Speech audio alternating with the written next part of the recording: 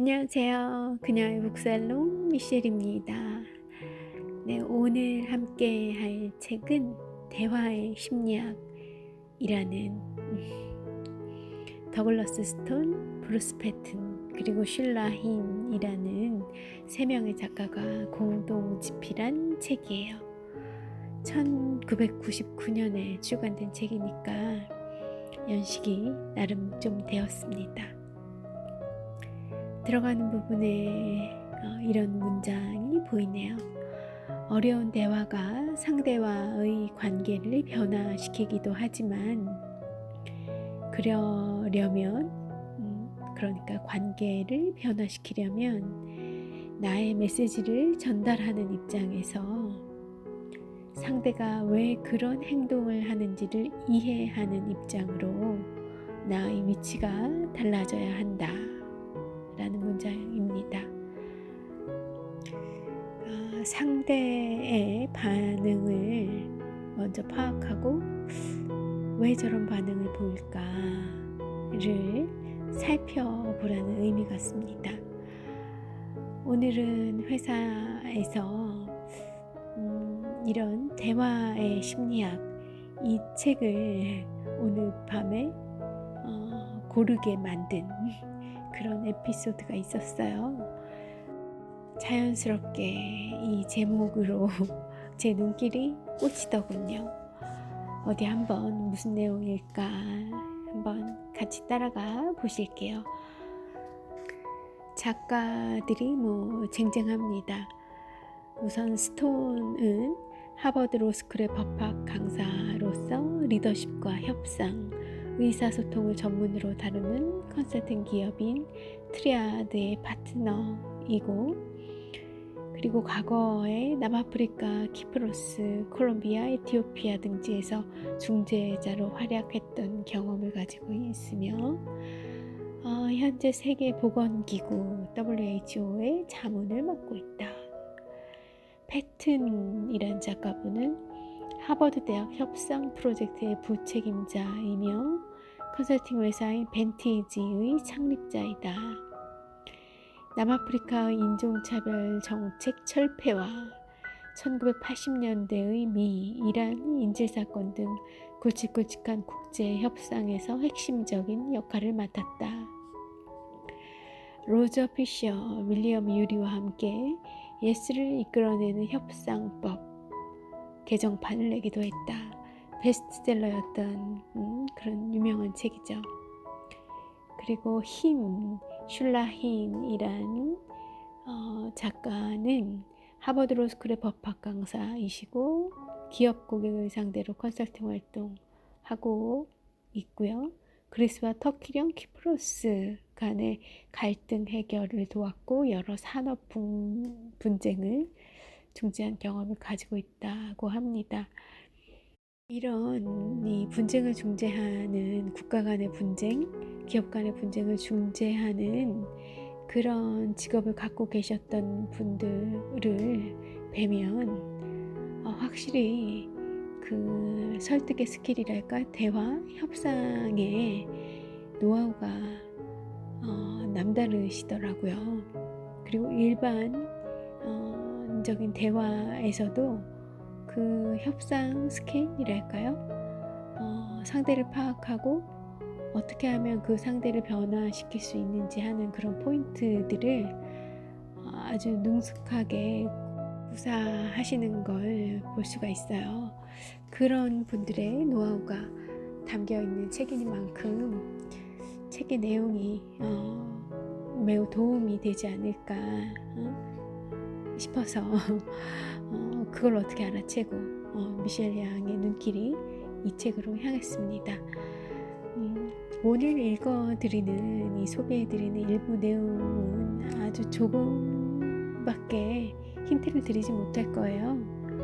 상세한 그런 내용은 직접 원책을 빌려보시거나 구매하셔서 보시면 더 많은 도움이 되지 싶고요. 자, 책 속의 문장 먼저 읽어보겠습니다. 우리가 함께한 사람들은 대화에서 불안감이 덜하고 효율성은 최고였다. 그들은 상대가 무슨 말을 할 것인지에 대한 두려움이 적었다. 그들은 곤란한 상황에서도 행동의 제약을 받지 않으며 자신감이 강하고 통합감과 자아 존중감 역시 상당했다. 게다가 껄끄러운 주제와 곤란한 상황이 오히려 상대방과의 관계를 강화시키기도 한다는 걸 잘 알고 있었으며 그러기에 놓치기 힘든 좋은 기회라는 것도 잘 알았다.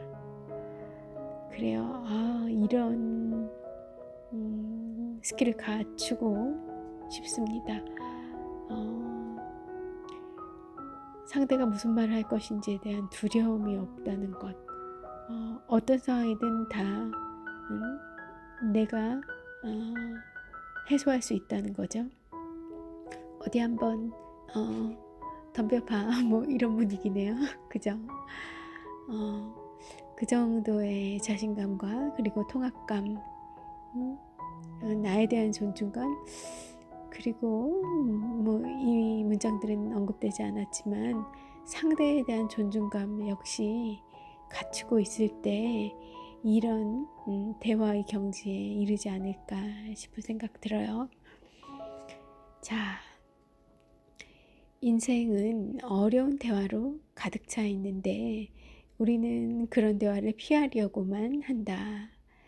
그렇다면 어려운 대화를 덜 어렵게 만들 수는 없을까? 이 책은 15년간에 걸친 하버드 대학 협상 프로젝트 연구를 집대성한 것으로 이 프로젝트의 또 다른 성과물이 미국에서만 400만 부가 팔린 예스를 이끌어내는 협상법이라는 책이다. 대화의 심리학 소개드리고 있는 이 책의 공동 저자인 스톤과 패튼, 흰 이 세 사람은 앞서 언급해드린 그 프로젝트의 일환으로 1대1 소통을 더 효율적으로 만들 수 있는 방법을 연구했다. 그래서 학생과 교수들을 상대로 어려운 대화와 만남이 무엇인지 조사하여 갈등과 상호작용을 이해하는 새로운 기술을 찾기로 했다. 저자들은 협상과 중재, 법률 방면의 전문가들이었지만 대화의 심리학은 조직행동과 인지치료, 사회심리, 의사소통, 특히 가족 내 의사소통의 역동성에 초점을 맞추었다. 특히 심리학자인 아론 벡과 데이비드 번스, 칼 로저스의 영향이 두드러지는 이 책은 어려운 상황에서 서로 반대되는 것들을 하나로 모아 새로운 미래를 향하도록 만드는 강력한 기술을 소개한다. 저자들은 이 책의 주제를 말하기 힘든 모든 것으로 정의한다. 과연 대부분의 사람들에게 다음과 같은 이야기는 결코 간단하거나 쉽지 않다.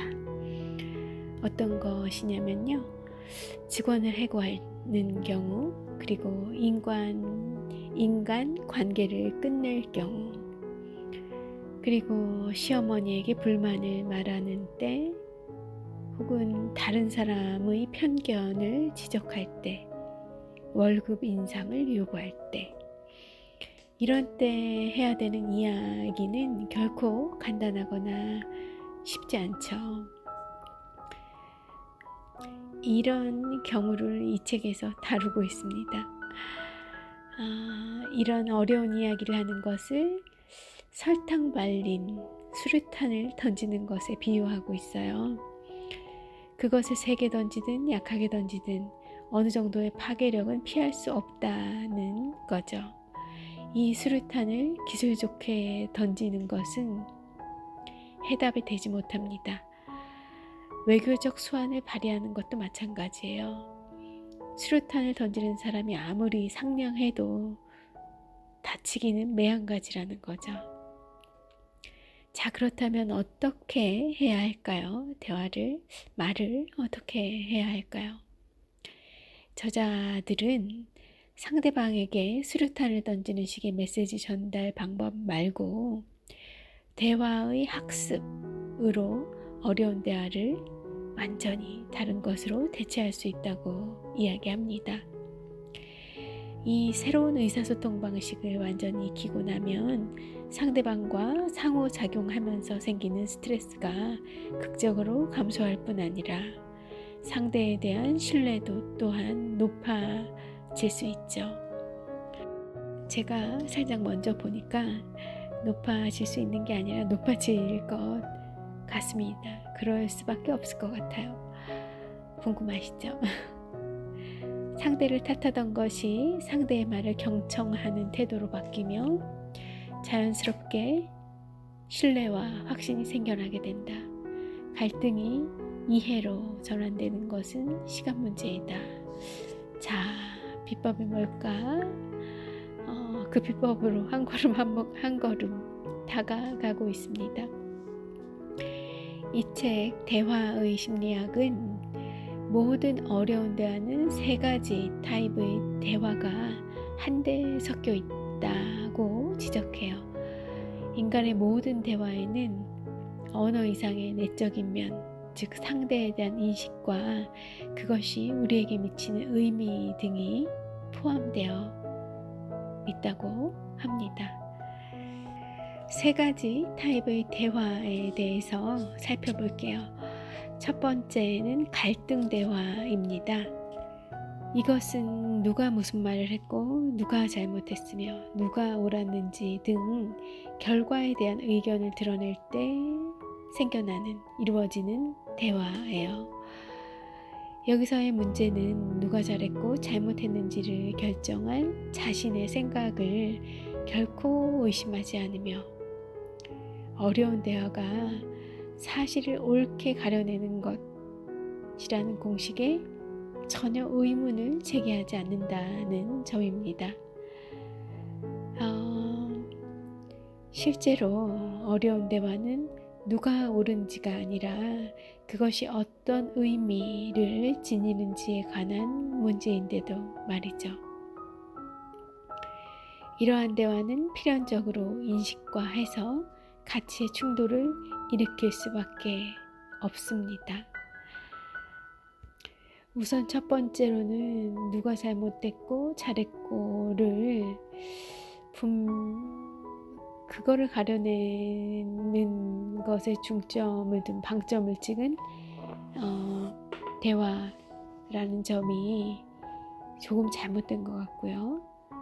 그리고 두 번째로는 그런 나의 판단에 너무 확신을 가졌다는 것, 마치 내가 신처럼 말이죠. 내가 그런 판단을 내리는데 필요한 모든 것을 다 알고 있는 듯이 그런 확신을 가지고 임했다는 것 자체가 또 잘못된 점인 것 같아 보입니다. 그래요. 사실을 옳게 가려내는 것, 시시비비를 가려내는 것, 그것이 중요한 것이 아니라, 그것이 목적이 아니라, 그래서 어떻다는 건지, 그 상황이나 현상, 정보가 주는 의미가 실제로 대화의 핵심인데 그 핵심을 비껴가서 불완전할 수밖에 없는 그 어떤 시시비비를 가리는 것에 열을 올리면 대화가 잘 이루어질 수 없겠죠. 그런데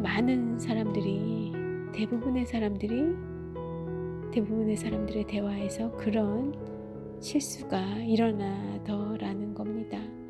제 경험을 살펴봐도 그런 경우가 많은 것 같아요.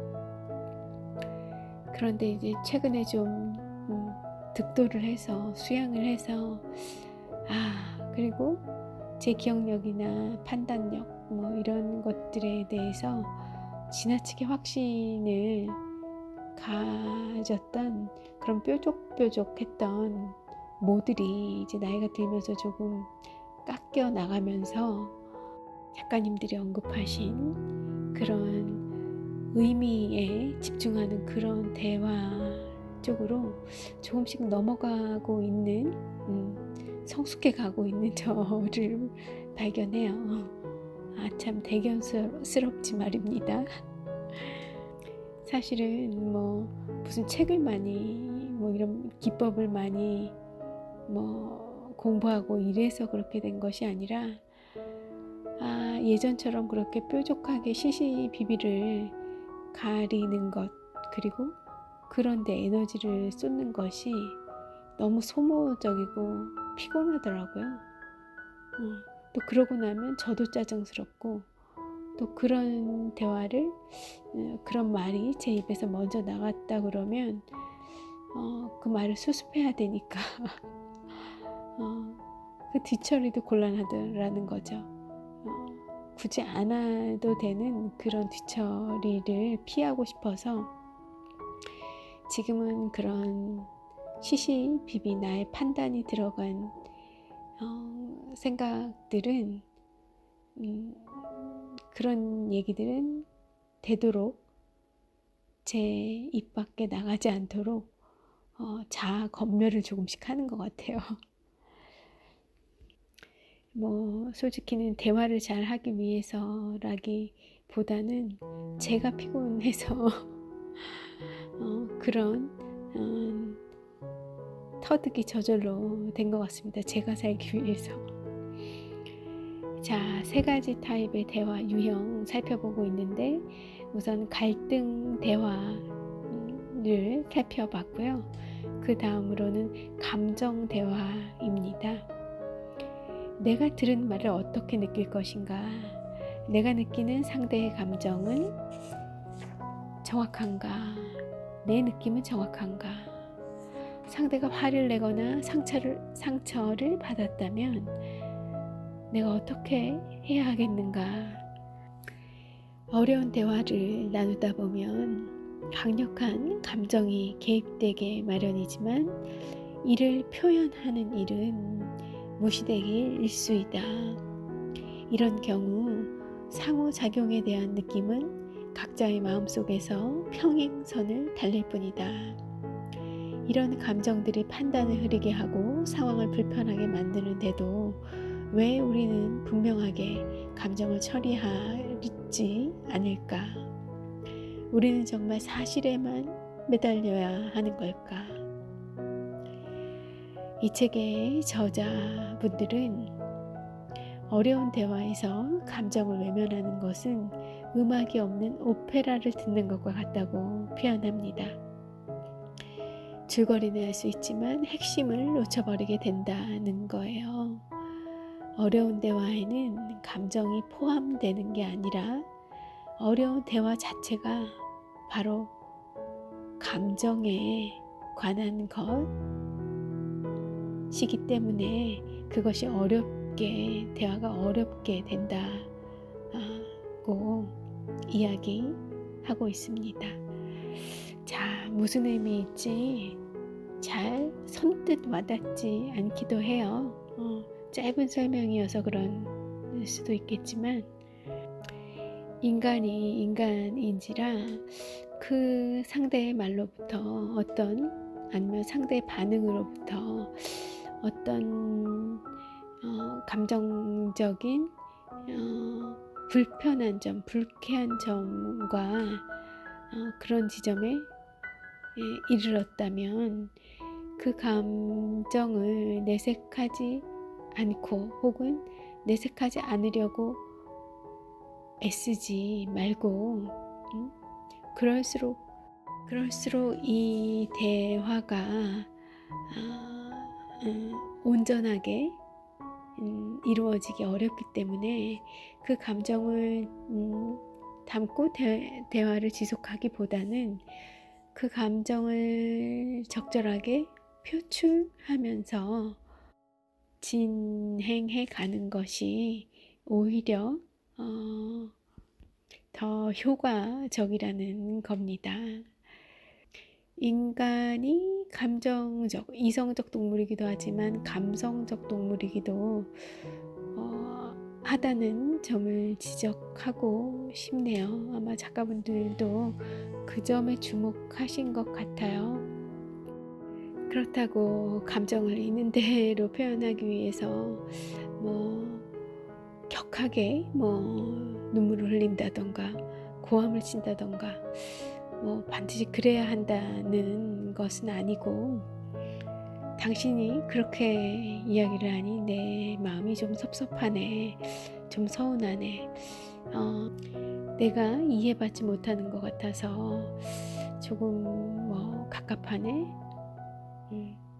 슬프네 그런 소식을 접하다니, 이런 반응을 만나다니 내가 좀 슬프네 이런 식으로라도 나의 감정을 툭 털어놓고 대화를 더 전진시키면 오히려 더 도움이 될 수 있다는 거죠. 공감되실까요? 저는 조금 공감되는 것 같아요. 그리고 앞으로 나도 좀 그래봐야겠다. 너무 혼자 속으로 삭히고 부처처럼 그냥 넘어가려고 애쓰고 그런 경우가 훨씬 많은데, 앞으로는 적절히 웃으면서 또 반농담처럼이라도 나의 감정, 나의 마음이 어떻다 하는 것을 표현해도 부드럽게 표현하면, 유머러스하게 표현하면 오히려 더 대화가 더 매끄럽게, 그리고 조금 더 허심탄회하게 진행될 수 있지 않을까. 서로의 입장에서 좀 더 편안하게 대화를 할 수 있지 않을까 싶습니다. 그래야 대화의 효과, 협상의 효과도 더 나을 것 같고요. 자, 3가지 타입의 대화 살펴보고 있죠. 첫 번째, 갈등 대화였어요. 시시비비를 가리지 말고 의미에 집중하라는 이야기 나왔었고, 감정 대화가 2번째 타입이었죠. 감정을 외면하지 말고 적절히 표출하면서 대화를 진행해야 좋다라는 이야기였고, 3번째 유형의 대화 타입은 바로 정체성 대화인데요. 무슨 내용인지 살펴보죠. 상대에게 한 말이나 들은 말이 그 사람의 혹은 나의 정체성을 흔들었다면, 대화를 나누다 보니 갑자기 내가 나쁜 사람, 무능한 사람, 배신자라는 생각이 들었다면, 정체성 대화는 이처럼 자아의 이미지 또는 자존감을 건드리는 대화이다. 내가 상대의 자존감을 건드렸건, 혹은 상대가 나의 자존감, 나의 이미지를 건드렸건, 이런 유형의 대화도 있는 거죠. 이 3가지가 복합적으로 사실 다 일어나는 경우들도 훨씬 더 많고요. 만약에 월급 인상을 요구하러 사장을 만나러 간다면 상당히 긴장될 것이다. 월급 인상 여부에 나의 가치에 대한 사장, 그리고 나 자신의 평가가 담겨 있기 때문이다. 이것은 그저 돈 얘기가 아니라 나에 관한 문제이다. 거꾸로 내가 사장이고 누군가를 해고해야 하는 경우에도 마찬가지다. 해고 통지가 나란 인간을 어떻게 말해줄 것인가? 피도 눈물도 없는 몹쓸 인간? 이처럼 월급 인상을 요구하고 누군가를 해고하는 것은 단순히 돈 문제, 상대방만의 문제가 아니다. 이런 대화가 정체성과 관련된 대화라는 사실을 우리가 이해하는 것만으로도 대화의 어려움이 상당히 해소될 수 있다. 동시에 이것이 자아의 이미지와 관련한 대화라는 사실을 이해한다면 감정적 차원에서 균형을 잃는 일은 줄어들 것이다.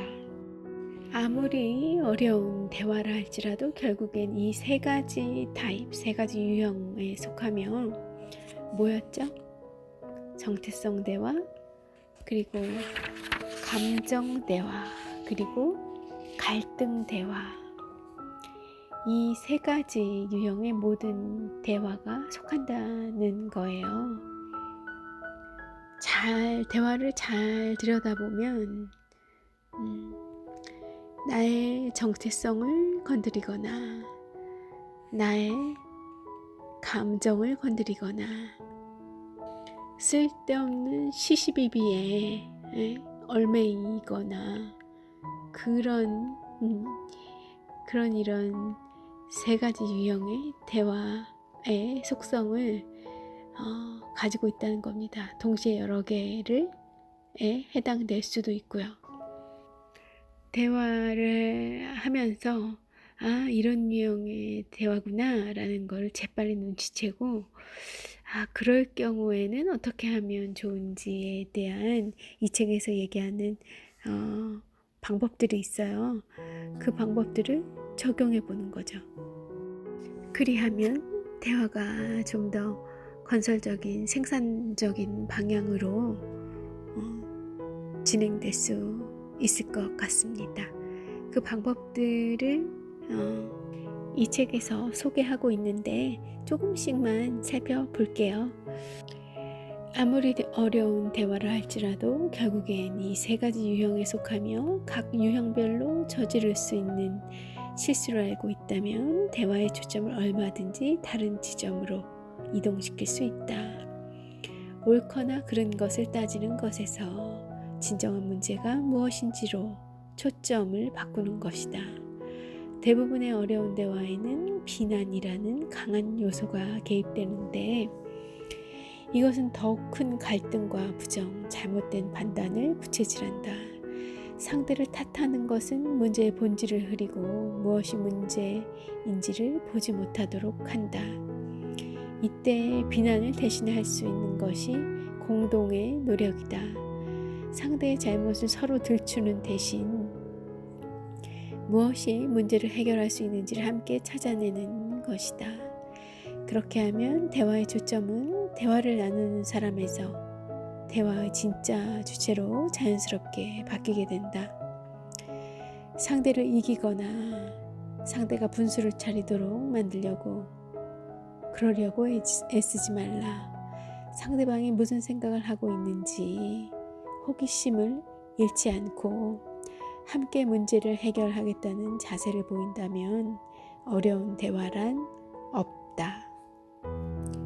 내가 하는 말 속에 비난이 어떤 시시비비를 가리고자 하는 판단하는 듯한 또 그 판단에 지나친 확신을 가지고 있는 듯한 그런 말이 나의 입에서 나가고 있지는 않은지, 그리고 내 말이 상대의 감정에 혹은 상대의 자존감에 어떤 지금 반응을 불러일으키고 있는지, 그것을 그대로 두는 게 적절한지 아닌지, 그렇다면 내가 어떤 방향으로 다음의 대화를 가다듬어서 내보내야 할지 짧은 순간에 이런 많은 생각들을 해야 하는 겁니다. 거였던 겁니다. 비난에서 공동의 노력으로 방향을 바꾸려면 먼저 상대의 말을 들어야 합니다. 상대가 상황을 어떻게 인식하고 있는가, 또 무엇이 그렇게 인식하도록 만들었는가를 파악하려면 우선 입을 닫고 귀를 열어야 하는 거죠. 이 책의 저자들이 세운 문제 해결 원칙 중에는 상대를 변화시키려면 먼저 그 사람의 기분을 이해해야 한다는 것이 있습니다. 누군가에게 어떤 일을 시켜봤자 상대가 그렇게 할 확률은 크지 않아요. 이때 먼저 상대를 이해한다면 상대방이 쌓아놓은 그 마음의 저항의 벽을 쉽게 허물 수 있습니다. 예를 들어보면 트레버는 카렌이 제때 서류를 제출하지 않아서 화가 났어요. 그런데 카렌도 카렌 나름대로 서류를 늦게 제출할 수밖에 없었던 이유를 트레버가 이해해 주질 않아서 화가 났죠. 이때 두 사람에게 필요한 것이 바로 이해입니다.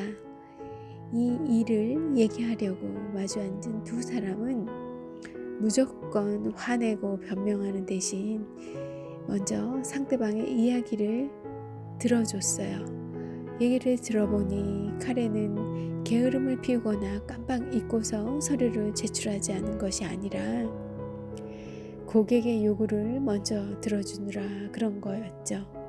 또 카렌은 서류를 늦게 제출한 것이 트레버를 얼마나 큰 공경에 빠뜨렸는지를 듣습니다. 이처럼 상대방의 처지와 생각을 이해하고 나면 두 사람은 문제를 함께 해결할 수 있는 위치에 선 거죠. 그렇게 하기 전에는 결코 문제를 해결할 수 없습니다. 모든 갈등 상황에서 적절한 결론을 얻기 위해서는 우선 상대방의 이야기를 충분히 듣고 이해해야 합니다.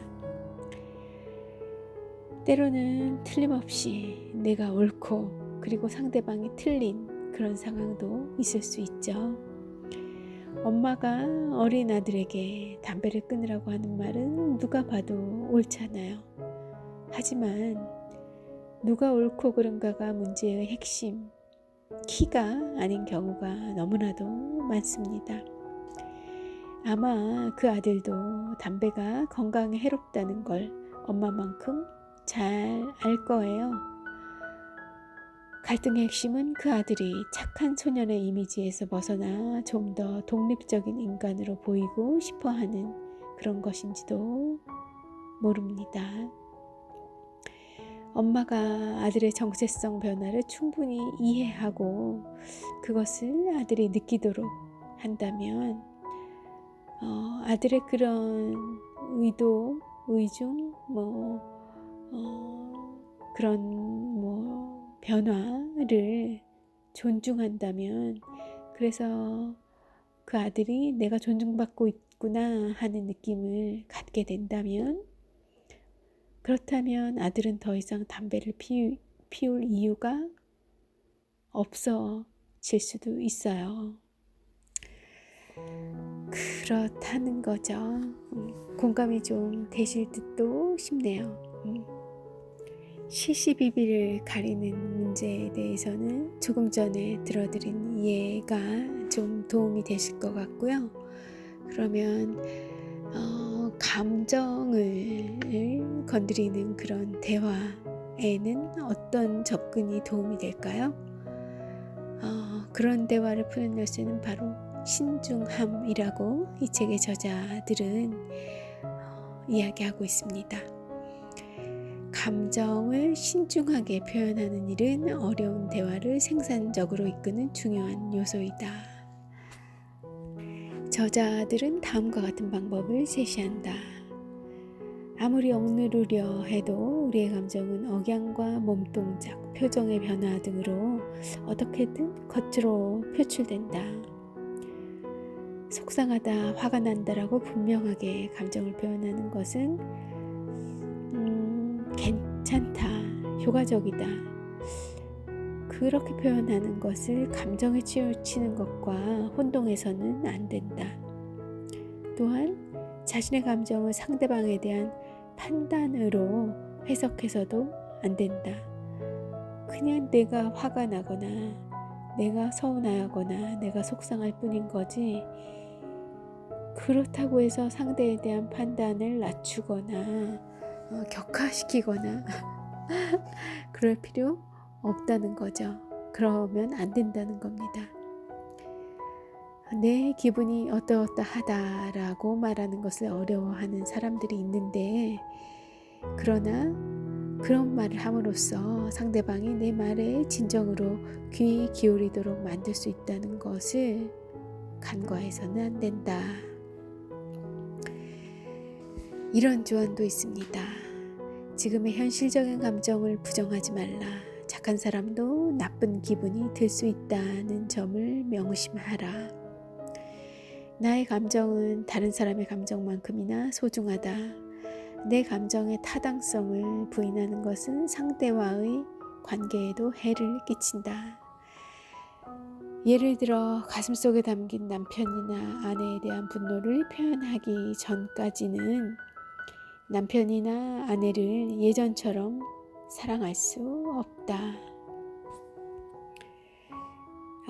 다른 사람 배려하느라고 내 감정을 사귀고만 있으면 결코 관계 유지에, 관계 증진에 도움이 되지 않는다는 거죠. 우리 남녀 사이에서도 그 말 많이 하잖아요. 부부 사이에서도 표현하지 않으면 모른다고요. 여자분들의 경우 오래 만났으니까 뭐 이쯤은 헤아려 주겠지, 눈치로 알겠지, 뭐 그런 기대를 한다면, 남성분들은 그거는 절대 기대해서는 안 되는 거라고 하더라고요. 모른다는 겁니다. 정확하게 표현해서 이야기해 주기 전까지는 모른다고 하더라고요. 그리고 또 뭐 상대가 회사에서 어떤 일이 있었는지, 뭐 집안 문제에서 어떤 문제가 있었는지 모르잖아요. 어떤 분들은 그걸 아주 전혀 이야기하지 않는 케이스들도 있는 것 같고, 또 어떤 경우는 너무 소상히 이야기하는 것도 같고. 그런데 이 책에서 이야기하는 것은 이야기를 하라는 쪽입니다.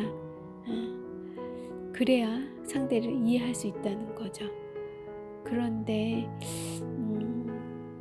미셸의 생각을 조금 보태보자면, 이야기를 하되 너무 구체적으로 하는 것은 말을 하는 사람이나 듣는 사람을 모두 피곤하고 지치게 만드는 것도 같아요. 말을 하는 사람은 한 번 더 그 일을 상기해야 하고, 또 듣는 사람은 사실 아무리 집중해서 들어준다고 해도 그 사람과 그 상대일 수는 없는 거거든요. 그런데 그 이야기를 그렇게 정말 내일처럼 듣고 반응해 주기가 사실 불가능하지 않은가. 그런 걸 기대하는 것은, 이건 상대에 대한 뭐라 그래야 될까요? 에너지를 너무 좀 먹는 거 아닐까요? 그런 조금 배려가 부족한 거 아닌가 하는 입장입니다. 미셸의 생각은 그래요. 그래서 나 사실 오늘 집에 조금 안 좋은 일이 있었어. 그래서 오늘 내가 좀 마음이 그렇네. 뭐 이런 정도? 내가 오늘 회사에서 우리 보스한테 조금 안 좋은 소리 들었거든. 그래서 오늘 좀 마음이 불편해. 뭐 이 정도. 그래서 오늘 내가 좀 시간이 필요하네. 회복할 시간이 필요하네. 나에게 시간을 좀 주지 않겠어? 뭐 이런 식의 정보 정도는 공유하는 것이 상대에 대한 아주 적절한 수준의 배려 아닐까 합니다. 그저 제 의견일 뿐입니다. 자, 그래서 상대의 감정을 혹은 나의 감정을 자극하는 그런 말에 대해서는 조금 더 신중하게 접근할 필요가 있다는 겁니다. 내가 말을 할 경우에도 그렇고 들을 경우에도, 듣게 되었을 경우에도 그 반응을 즉각적으로 어떻게 하기보다는 신중하게 당신이 그렇게 이야기를 하니 나의 기분이 이러하네. 그런 정도의 표현을 부드럽고 신중하게 할 수 있어야 할 것 같고요. 또 내가 상대의 감정을 어떻게 두드릴 수 있는 그런 말을 감정을 건드릴 수 있는 이야기를 할 때도 신중하게 접근해야 할 것 같아요. 왜 그런 생각이 들었는지를 이해할 수 있는 수준으로 설명을 해줘야 할 것 같고요. 자, 그러면 이제 정체성을 터치하는 그런 대화인 경우에는 어떤 방법들이 있을지 짧게만 살펴볼게요. 이 책의 저자들은 우리들에게 많이 보이는 그런 패턴이 뭐 아니면 도식이라는 논리, 뭐 아니면 도, 전부가 아니면 전무라는 식의 논리, 접근, 뭐 그런 것이 좀 일반적으로 많이 보인다고 해요. 아주 세상을 과장되게 단순한 결과가 바로 all or nothing일 텐데요. 이런 대화를 넘어서는 방법은 우리의 정체성을 복잡하게 만드는 것이라고 합니다. 예를 하나 든다면 어떤 과제를 수행하지는 못했어요. 그렇지만 그렇더라도 다른 과제에서는 훌륭한 성과를 냈으므로 전체적으로는 월급 인상을 요구할 만한 근거가 있다고 믿는 거죠. 나의 정체성에 두께를 두터이 하라는 것 같습니다. 양파처럼 까도 한 겹 까도 또 한 겹 나오고 또 한 겹 나오고 그런 게 생각나네요. 예. 그렇게 이 정체성이 복잡하게 단단해져 있을 때 어려운 대화를 만나더라도 감정적 치우침 없이 진리에 다가갈 수 있는 기회로 삼을 수가 있다는 겁니다. 다 덤벼봐 뭐 계속 이런 입장인 것 같아요. 참 많은 내용이 필요하죠. 그죠? 많은 두터운 내용이 쌓여야만 가능할 것 같은 그런 경지입니다. 그래도 노력하면 될 거라는 걸 알아요.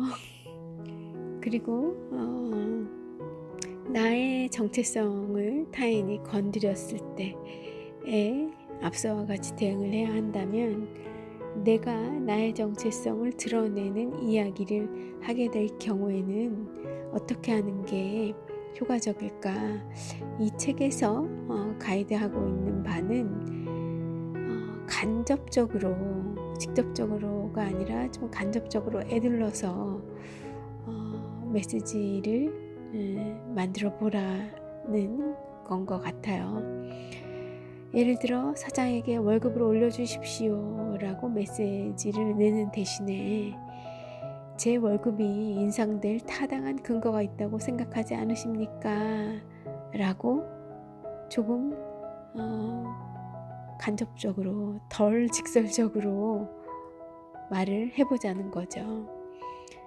이렇게 하면 결코 월급을 올려주십시오 같은 직접적인 그런 요구가 아니기 때문에 사장은 방어적인 자세를 취하지 않을 거고요.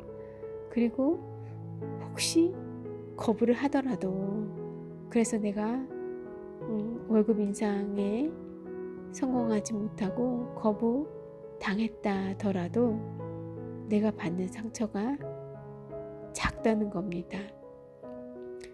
월급을 올려주십시오 라고 했는데 No 라고는 반응을 접할 때와 제 월급이 인상될 타당한 근거가 있다고 생각지 않으십니까? 에 대한 답변으로 No라는 답이 돌아왔을 때 이 에둘러서 월급 인상의 근거에 동의하지 않으십니까? 라고 얘기하면 나 자체를 부정하는 게 아니라 그 근거가 부족하다, 근거에 만족하지 못한다, 나에게 만족하지 못한다가 아니라 근거에 불만족한다라는 답변으로 여겨지기 때문에 거부당하더라도 상처가 덜하다는 거예요.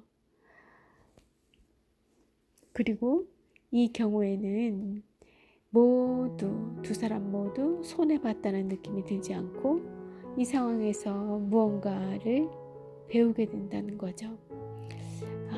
내가 근거가 부족하구나 라는 걸 배울 수 있을 거고, 저 친구에게 현재의 월급이 적절치 않구나, 월급에 대해서 불만족감을 가지고 있구나 라는 걸 알 수 있게 되는 거죠.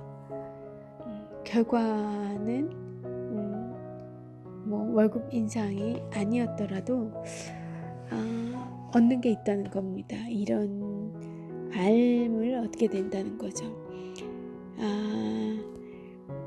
내가 근거를 조금 더 준비해야겠구나 하는 걸 알게 되는 기회가 될 수 있고, 저 친구에게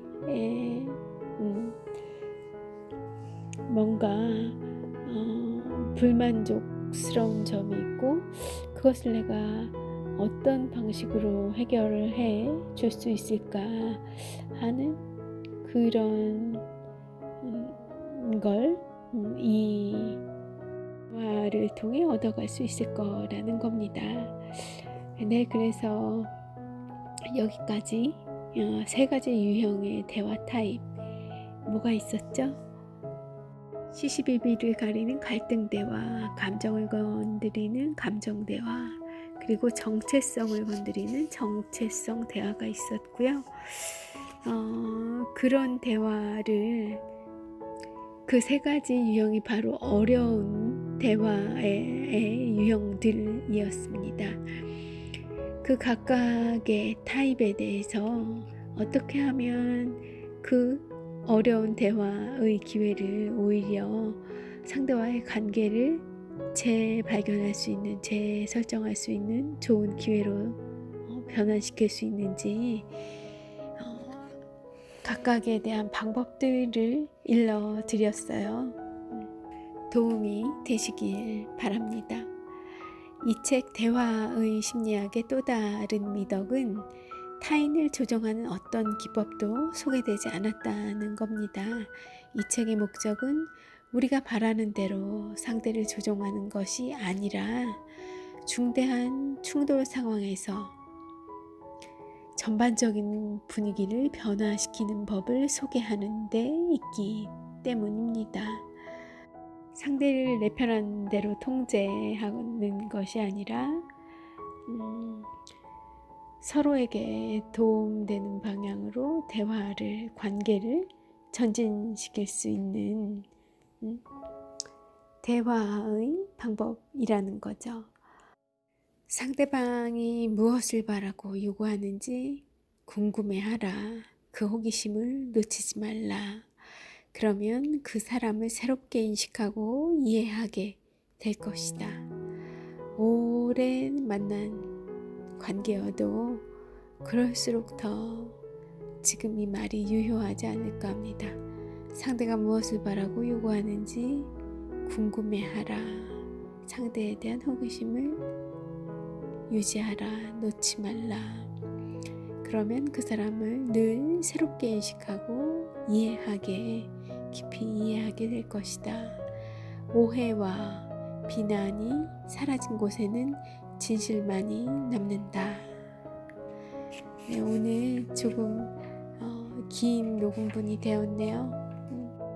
오늘 소개해드린 대화의 기법이 여러분들을 어려운 대화에서, 어려운 관계에서 구출해내드릴 수 있길 바라면서 미셸은 물러갑니다. 좋은 밤, 편안한 밤 보내시고 또 좋은 새 하루 되시기를 바랄게요. 함께 해주셔서 감사합니다. 미셸이었습니다.